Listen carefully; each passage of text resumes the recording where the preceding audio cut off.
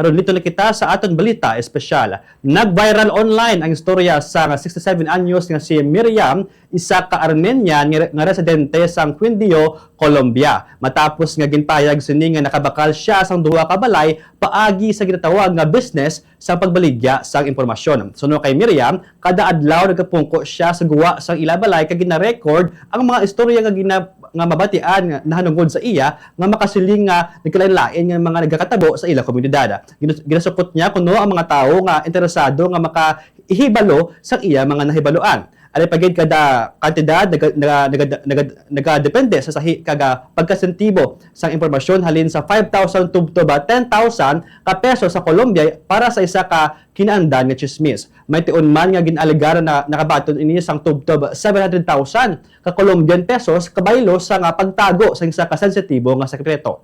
Ginpahayag man sini nga nangina madinalag-on ang iya ginahimo tubtob nga makabakal siya sang duha ka propiedad. Apang wala pa sang independent verification ang iya nga mga pahayag, lakip na kung bala nakatipon giman siya sang kwarta agud mabakal ang duha ka balay paagi sa pagbaligya sa mga chismis.